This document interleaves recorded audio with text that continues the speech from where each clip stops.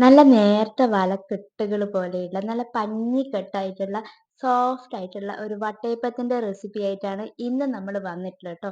വളരെ സോഫ്റ്റ് ആണ്, ഉണ്ടാക്കാൻ വളരെ എളുപ്പമാണ്, നമുക്ക് പെട്ടെന്ന് തന്നെ നമുക്ക് ഉണ്ടാക്കിയെടുക്കാൻ പറ്റും.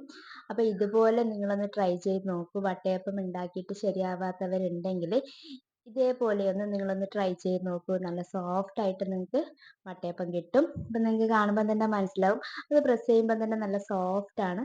അപ്പോൾ അതിനായിട്ട് നമ്മൾ 2 ഗ്ലാസ് പച്ചരിയാണ് എടുത്തിട്ടുള്ളത്. അതൊരു 3-4 മണിക്കൂർ നമ്മൾ കുതിർത്ത് വെച്ചിട്ടുണ്ട്. മാക്സിമം 4-5 മണിക്കൂർ കുതിർത്ത് വെക്കാൻ വേണ്ടിയിട്ട് ഒന്ന് ശ്രദ്ധിക്കുക. ഇനി അത് 3-4 വെള്ളത്തിൽ നന്നായിട്ട് കഴുകിയെടുക്കുക. ചിലപ്പോൾ അതിൽ ചില അരികളിൽ കല്ല് കാര്യങ്ങളൊക്കെ ഉണ്ടാവും. അപ്പം നല്ല രീതിക്ക് അരിച്ചെടുത്തിട്ട് നമ്മൾ ഒരു അരിപ്പയിൽ ഒരു 5 മിനിറ്റ് ഇട്ട് വെക്കുക കേട്ടോ. അതിൻ്റെ ബാക്കി വെള്ളത്തിൻ്റെ അംശമൊക്കെ ഉണ്ടെങ്കിൽ പോകാൻ വേണ്ടിയിട്ടാണ്. ഇനി അതൊരു ജാറിലേക്ക് മാറ്റിയിട്ട് നമുക്കൊന്ന് അരച്ചെടുക്കണം. ഞാനിവിടെ വലിയ ജാറാണ് എടുത്തിട്ടുള്ളത്, അതുകൊണ്ടെല്ലാം ഒരുമിച്ചിട്ട് തന്നെയാണ് അരയ്ക്കുന്നത് കേട്ടോ. നിങ്ങളുടെ ചെറിയ ജാറാണെങ്കിൽ 2 തവണയായിട്ട് അരച്ചെടുക്കുക. ഇതിലേക്ക് 1 ഗ്ലാസ് വെള്ളമാണ്, 1 ഗ്ലാസ് നിറച്ചും എടുത്തിട്ടില്ല, 1 ഗ്ലാസ് വെള്ളം എടുത്തിട്ട് നല്ല പേസ്റ്റ് രൂപത്തിലൊന്ന് അരച്ചെടുക്കണം. ഒത്തിരി വെള്ളം കൂട്ടിയിട്ട് അരച്ചെടുക്കരുത്, പച്ചരി അരഞ്ഞു കിട്ടാൻ ബുദ്ധിമുട്ടായിട്ട് വരും. അപ്പം നല്ല പേസ്റ്റ് രൂപത്തിൽ ഇതുപോലെ ഒത്തിരി ലൂസും അല്ല എന്നാൽ ഒത്തിരി തിക്കായിട്ടും അല്ലാത്ത രീതിയിലൊന്ന് അരച്ചെടുത്തിട്ടുണ്ട്. ഒരു തവി അതിൽ നിന്ന് മാറ്റിയിട്ട് നമ്മളൊരു പാനിലേക്ക് ഒഴിക്കുക. അതിലേക്ക് ഒരു 1/2 ഗ്ലാസ് വെള്ളം കൂടെ ചേർത്ത് കൊടുത്തിട്ട് നന്നായിട്ടൊന്ന് മിക്സ് ചെയ്തെടുക്കുക. ഇത് ചെയ്യുന്നത് വെച്ചാൽ നമ്മൾ കപ്പി കാച്ചിയെടുക്കാൻ വേണ്ടിയിട്ടാണ് ഇങ്ങനെ ചെയ്യുന്നത്. ഒരു തവി വെച്ചിട്ട് നന്നായിട്ടൊന്ന് മിക്സ് ചെയ്ത ശേഷം നമ്മൾ ചെറിയ തീയിലിട്ടിട്ട് അതൊന്ന് കപ്പി കാച്ചിയെടുക്കണം. ഒത്തിരി തീ കൂട്ടി വെച്ചിട്ട് ചെയ്യരുത്, അത് പെട്ടെന്ന് അടുക്കി പിടിച്ചു പോകാൻ സാധ്യതയുണ്ട്. അപ്പോൾ തീ വളരെ കുറച്ച ശേഷം നന്നായിട്ടൊന്ന് തവി വെച്ചിട്ടൊന്ന് മിക്സ് ചെയ്തിട്ട് ഇങ്ങനെ ഇടയ്ക്കിടയ്ക്ക് നമ്മൾ ഇളക്കി കൊടുക്കുക കേട്ടോ. ഇങ്ങനെ തവി വെച്ചിരിക്കരുത്, പെട്ടെന്ന് അത് കട്ടയാവാൻ സാധ്യതയുണ്ട്. ഈ ഒരു പാകത്തിലാവുമ്പോൾ നമുക്ക് അത് ഇറക്കി വെക്കാവുന്നതാണ്. ഒത്തിരി തിക്കായി പോകരുത്, അത് കാരണം നമ്മളത് തണിയാൻ വെക്കുമ്പോൾ കുറച്ചുകൂടെ തിക്കായിട്ട് മാറും കേട്ടോ. നേരത്തെ അരച്ചു വെച്ചിട്ടുള്ള മാവ് നമ്മളൊരു പാത്രത്തിലേക്ക് മാറ്റുകയാണ്. ഇത്രയും വലിയ പാത്രം എന്തിനാന്ന് വെച്ച് കഴിഞ്ഞാൽ അത് നമ്മൾ കുറച്ച് കഴിഞ്ഞിട്ട് പറയാം കേട്ടോ എന്തിനാണ് വലിയ പാത്രം എടുത്തിട്ടുള്ളതെന്ന്. അപ്പം നമ്മൾ കപ്പി കാച്ചി വെച്ചത് തണിഞ്ഞ ശേഷം നമ്മൾ അതേ ജാറിലേക്ക് തന്നെ ഇട്ട് കൊടുത്തിട്ടുണ്ട്. ഇനി അതിലേക്ക് 1 കപ്പ് തേങ്ങയാണ് നമ്മൾ ഇട്ട് കൊടുക്കുന്നത്. തേങ്ങ അത്യാവശ്യമുള്ളവരാണെങ്കിൽ നല്ല രീതിക്ക് തേങ്ങ ചേർത്ത് കൊടുക്കുക, അപ്പോൾ വട്ടയപ്പത്തിൻ്റെ ടേസ്റ്റും കൂടും. ഒരു 1/2 കപ്പ് പഞ്ചസാര ചേർത്ത് കൊടുക്കുന്നുണ്ട്. നല്ല മധുരം ഇഷ്ടപ്പെടുന്നവരാണെങ്കിൽ ഒരു 1/4 കപ്പോളം നിങ്ങൾക്ക് പഞ്ചസാര ചേർത്ത് കൊടുക്കാം. ഇൻസ്റ്റൻറ്റ് ഈസ്റ്റ് ഒരു 1/2 ടീസ്പൂൺ ചേർത്ത് കൊടുക്കുന്നുണ്ട്. ഒരു 2-3 ഏലക്കയുടെ തൊലി കളഞ്ഞിട്ട് ഇട്ട് കൊടുക്കുന്നുണ്ട്. ഏലക്ക പൊടിയാണെങ്കിൽ ഉണ്ടാക്കുന്നതിന് മുമ്പ് ഒരു 10 മിനിറ്റ് മുമ്പ് ഇട്ട് കൊടുത്താൽ മതിയാവും. ഒരല്പം ഉപ്പും കൂടെ ചേർത്തിട്ട് നമുക്കതൊന്ന് അരച്ചെടുക്കണം. അപ്പോൾ ഇതിലേക്ക് കുറച്ച് വെള്ളം ആഡ് ചെയ്തിട്ട് പേസ്റ്റ് രൂപത്തിലൊന്ന് അരച്ചെടുക്കുക. ഇത്രയും മാത്രമേ വെള്ളം ചേർത്ത് കൊടുക്കുന്നുള്ളൂ കേട്ടോ. മാക്സിമം ഒരു 2-3 ടേബിൾ സ്പൂൺ വെള്ളം മാത്രം ചേർത്ത് കൊടുത്താൽ മതി. ഈ ഒരു തിക്കിൽ നമ്മൾ ഈ ഒരു കട്ടിയിൽ നമ്മളൊന്ന് അരച്ചെടുത്തിട്ടുണ്ട്. ഇനി ഒരു തവി വെച്ചിട്ട് നന്നായിട്ട് മിക്സ് ചെയ്തെടുക്കുക. ഞാനിത് വീഡിയോ കാണിക്കുന്നതുകൊണ്ട് തവി വെച്ച് മിക്സ് ചെയ്യുന്നേ ഉള്ളൂ. കൈ വെച്ച് മിക്സ് ചെയ്ത് കൊടുക്കുകയാണെങ്കിൽ കുറച്ചുകൂടെ നന്നായിട്ട് മാവ് മിക്സ് ചെയ്തിട്ട് കൊടുക്കാൻ പറ്റും. നല്ല രീതിക്ക് നമുക്ക് മാവ് മിക്സ് ചെയ്ത് കൊടുക്കാം. അപ്പോൾ ഈ ഒരു പാത്രത്തിൻ്റെ ഏകദേശം ഒരു 1/4 ഭാഗം മാത്രമേ ഇപ്പോൾ മാവ് ഉള്ളൂ കേട്ടോ. അപ്പോൾ നിങ്ങളുടെ ആൾക്കാരുടെ എണ്ണത്തിനനുസരിച്ച് നിങ്ങൾ എടുക്കുന്ന അരിയുടെ അളവിലും വ്യത്യാസം വരുത്തുക.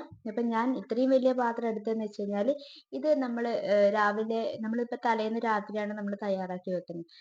ഇനി അഥവാ ഒരുപാട് അങ്ങ് പതച്ച് പുറത്തേക്ക് പോകണ്ടെന്ന് വിചാരിച്ചിട്ടാണ് ഞാൻ ഇത്രയും വലിയ പാത്രം എടുത്തിട്ടുള്ളത് കേട്ടോ. അപ്പോൾ നിങ്ങൾ തയ്യാറാക്കി വെക്കുന്ന മാവിനേക്കാളും കുറച്ചുകൂടി അധികം വലുപ്പമുള്ള പാത്രം എടുക്കാൻ ശ്രദ്ധിക്കുക കേട്ടോ. ഇനി ഇതൊന്ന് അടച്ചു വെച്ചിട്ട് നമുക്ക് ഒരു മാക്സിമം ഒരു 3-4 മണിക്കൂറെങ്കിലും മാവ് പുളിക്കാൻ വെക്കണം കേട്ടോ. അപ്പം ഞാൻ തലേന്ന് രാത്രിയാണ് ചെയ്യുന്നത്, പിറ്റേന്ന് രാവിലത്തേക്ക് എടുക്കാമല്ലോ എന്ന് വിചാരിച്ചിട്ട്. ഇനി ഇതുപോലെ ഒരു പ്ലേറ്റിൽ നമ്മൾ ഒരു അല്പം നെയ്യോ എണ്ണയോ സ്പ്രെഡ് ചെയ്ത് കൊടുക്കുക. ഈ സമയം നമ്മൾ ഇഡ്ഡലി തട്ടിലാണ് നമ്മൾ ചെയ്തെടുക്കുന്നത് കേട്ടോ. ഇപ്പം നിങ്ങൾ കണ്ടില്ലേ മാവ് നല്ല രീതിക്ക് അത് പൊന്തി വന്നിട്ടുണ്ട്. അപ്പം നിങ്ങൾ അത്യാവശ്യം ക്വാണ്ടിറ്റിയിൽ എടുക്കുന്നതാണെങ്കിൽ ഇതുപോലെ ഒരു വലിയ പാത്രം എടുക്കുക കേട്ടോ. എന്നാൽ പുറത്തേക്കൊന്നും തൂവിപ്പോവാതെ നമുക്ക് ഫുള്ളായിട്ട് കിട്ടും. ഞാനൊരു തവി വെച്ചിട്ട് അതിങ്ങനെ നീക്കിയെടുക്കുകയാണ്. നിങ്ങൾക്ക് കാണുമ്പോൾ തന്നെ മനസ്സിലാവുന്നുണ്ടാവും നല്ല രീതിക്ക് മാവ് പൊന്തി വന്നിട്ടുണ്ട് കേട്ടോ. അപ്പോൾ അതിൻ്റെ ആ പതയൊന്നും പോവാത്ത രീതിയിൽ പതുക്കെ വേണം നിങ്ങൾ അത് ഒന്ന് മിക്സ് ചെയ്യാൻ വേണ്ടിയിട്ട് കേട്ടോ. ഒരുപാട് കുത്തി ഇളക്കിയിട്ട് മാവിൻ്റെ ആ ഒരു പതയും കാര്യങ്ങളൊന്നും കളയരുത്. ചെറിയ രീതിയിലൊന്ന് തവി വെച്ചിട്ടൊന്ന് ഇളക്കി കൊടുക്കുക കേട്ടോ.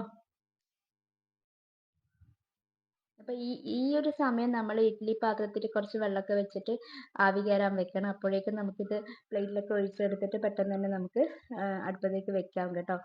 ഞാൻ ഇതിലേക്ക് ഈ ഒരു പാത്രത്തിലേക്ക് മാറ്റുകയാണ്. അപ്പം നമ്മൾ ആ ഒരു പ്ലേറ്റിൻ്റെ അരഭാഗത്തോളം മാത്രമേ നമ്മൾ മാവ് ഒഴിച്ചെടുക്കാൻ പാടുള്ളൂ. ബാക്കി സ്പേസ് അങ്ങനെ തന്നെ വെക്കണം. നല്ല രീതിക്ക് അത് പൊന്തി വരാനുള്ള ഒരു സ്പേസ് പാത്രത്തിൽ ഉണ്ടാവണം കേട്ടോ. ഫുള്ളായിട്ട് ആദ്യം തന്നെ ഒഴിച്ച് വെക്കരുത്. അതൊന്ന് ശ്രദ്ധിക്കാം.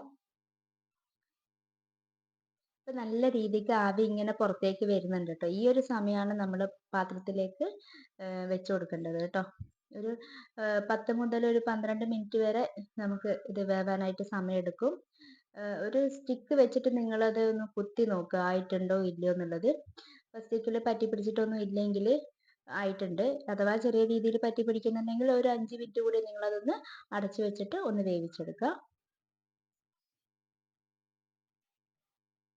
ഇപ്പം ഞാനത് മാറ്റിയിട്ടുണ്ട്. ഇനി ഒന്ന് ചൂടാറാൻ വേണ്ടിയിട്ട് നമുക്കൊരു 5-10 മിനിറ്റ് അവിടെ വയ്ക്കാം. ഇപ്പം ചൂടാറിയിട്ടുണ്ട്. നല്ല രീതിക്ക് തണുത്തിട്ടുണ്ട്. പ്ലേറ്റിൽ നിന്ന് വിട്ട് വരുന്നത് നിങ്ങൾക്ക് കാണുമ്പം മനസ്സിലാവും. ഇങ്ങനെ തന്നെ നമുക്ക് വേറൊരു പാത്രത്തിലേക്ക് മാറ്റി വെക്കാം കേട്ടോ. ഇതുപോലെ 2 വട്ടയപ്പമാണ് ഞാൻ ആ ഒരു അളവിൽ തയ്യാറാക്കി എടുത്തിട്ടുള്ളത്. നല്ല കട്ടിക്ക് തന്നെയാണ് എടുത്തിട്ടുള്ളത് കേട്ടോ.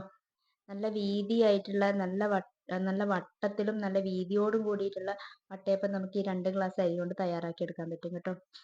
കുറച്ചുകൂടി ബാക്കി ഉണ്ട്. അത് നമ്മൾ ഒരു ചെറിയൊരു പാത്രത്തിലും കൂടെ ഉണ്ടാക്കി എടുത്തിട്ടുണ്ട് കേട്ടോ. ഇനി അതൊന്ന് കട്ട് ചെയ്തിട്ട് കാണിക്കാം.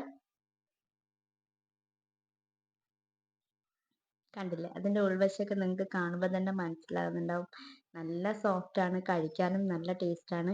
മധുരം ഇഷ്ടമല്ല അല്ലെങ്കിൽ മധുരം പറ്റാത്തവരാണെങ്കിൽ ആ ഒരു പഞ്ചസാരയുടെ ആ ഒരു സ്റ്റെപ്പ് സ്കിപ്പ് ചെയ്യാവുന്നതാണ്. പഞ്ചസാര ഇല്ലാതെ നിങ്ങൾക്ക് ഇത് ഉണ്ടാക്കിയിട്ട് കറിയുടെ കൂടെയൊക്കെ കഴിക്കാം കേട്ടോ.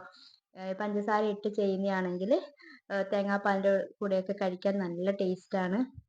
അപ്പോൾ ഇതുപോലെ നിങ്ങൾ തയ്യാറാക്കി നോക്കുക. അതിൻ്റെ ഉൾവശമൊക്കെ കണ്ടില്ലേ, നല്ല നല്ല വലക്കെട്ടുകൾ പോലെ ഇരിക്കുന്നുണ്ട്. അപ്പോൾ കഴിക്കാൻ വെറുങ്ങനെ കഴിക്കാൻ, അതായത് നമുക്ക് കറികളൊന്നും ഇല്ലാതെ വെറുതെ കഴിക്കാൻ തന്നെ നല്ല ടേസ്റ്റ് ആണ് കേട്ടോ. അപ്പോൾ ഇതുപോലെ ഒന്ന് നിങ്ങൾ ട്രൈ ചെയ്ത് നോക്കൂ.